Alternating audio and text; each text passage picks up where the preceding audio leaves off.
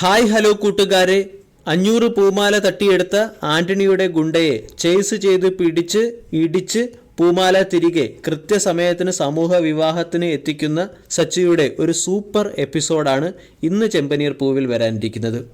എപ്പിസോഡിൻ്റെ തുടക്കത്തിൽ രാഷ്ട്രീയ നേതാവായ വിജയൻ സാറിനെയാണ് കാണിക്കുന്നത്. മാല എവിടെയെന്ന് വിജയൻ സാർ സച്ചിയോട് ചോദിക്കുമ്പോൾ പൂമാല കയറ്റിയ വണ്ടി ആരോ തട്ടിയെടുത്തെന്ന് സച്ചി പറയുന്നു. ഉടൻ തന്നെ വിജയൻ സാർ അതീവ രോഷാകുലനാവുന്നു. നീ എൻ്റെ എതിർ പാർട്ടിക്കാരുമായി ചേർന്ന് എന്നെ ചതിക്കുവാണല്ലേടാ എന്ന് പറയുന്നു. അരമണിക്കൂറിനുള്ളിൽ മാല ഇവിടെ എത്തിയില്ലെങ്കിൽ നിൻ്റെയും നിൻ്റെ കൂട്ടുകാരൻ്റെയും നെഞ്ചത്ത് ഞാൻ റീത്ത് വയ്ക്കുമെന്ന് കൂടി വിജയൻ സാർ പറയുന്നു.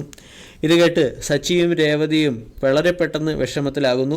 കാശ് നഷ്ടപ്പെടുന്നതിലല്ല എനിക്ക് വിഷമം, നീ ഉറക്കമുളച്ചുണ്ടാക്കിയ മാല നഷ്ടപ്പെടുന്നതിലാണെന്ന് സച്ചി രേവതിയോട് പറയുന്നു.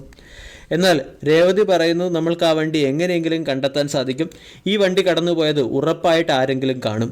ഇത് കേട്ട് സച്ചിക്കൊരു ഐഡിയ തോന്നുന്നു. ഉടൻ തന്നെ സച്ചി തൻ്റെ ഡ്രൈവേഴ്സ് വാട്സപ്പ് ഗ്രൂപ്പിൽ ഈ വണ്ടിയെക്കുറിച്ചും നഷ്ടപ്പെട്ട മാലയെക്കുറിച്ചുമൊക്കെ ഒരു ഫോട്ടോയും മെസ്സേജും ഇടുന്നു. ഉടൻ തന്നെ സച്ചിയുടെ എല്ലാ ഫ്രണ്ട്സുകളും ഈ മെസ്സേജ് കാണുന്നു. ഒരു ഫ്രണ്ട് നോക്കുമ്പോൾ ഈ മാല കയറ്റിയ വണ്ടി കാണാൻ ഈ സച്ചിയുടെ ഒരു ഫ്രണ്ടിനെ ഈ മാല കയറ്റിയ വണ്ടി കാണാൻ പറ്റുന്നു. ഉടൻ തന്നെ ആ വണ്ടിയുടെ ലൊക്കേഷൻ സച്ചിക്ക് അയച്ചു കൊടുത്തതിന് ശേഷം ആ ഫ്രണ്ട് ഈ മാല കയറ്റിയ വണ്ടിയെ ചേസ് ചെയ്യുന്നു. ഉടൻ സച്ചിയും രേവതിയും മാക്സിമം സ്പീഡിൽ മാല കയറ്റിയ വണ്ടിയെ ചേസ് ചെയ്യുകയും വണ്ടിക്ക് വട്ടം പിടിച്ച് സച്ചി ആ വണ്ടിയെ നിർത്തുകയും ചെയ്യുന്നു. പിന്നീട് സച്ചിയെ അടിക്കാനെത്തുന്ന ആന്റണിയുടെ ഗുണ്ടകളെയാണ് കാണിക്കുന്നത്. പൊരിഞ്ഞ സംഘടനമാണ് നടക്കുന്നത്. സച്ചി എല്ലാവരെയും ഇടിച്ച് നിരപ്പാക്കുന്നു. ഉടൻ തന്നെ സച്ചിയുടെ ഓട്ടോ ഫ്രണ്ട്സും മഹേഷ് ഉൾപ്പെടെയുള്ള കാർ ഫ്രണ്ട്സും ഒക്കെ സൈറ്റിലേക്ക് എത്തുന്നു.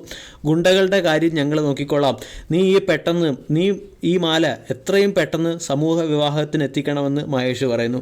ഇത് കേട്ട് സച്ചിയും രേവതിയും മാല കയറ്റിയ വണ്ടിയിലേക്ക് കയറി ഓഡിറ്റോറിയത്തിലേക്ക് പുറപ്പെടുകയാണ്.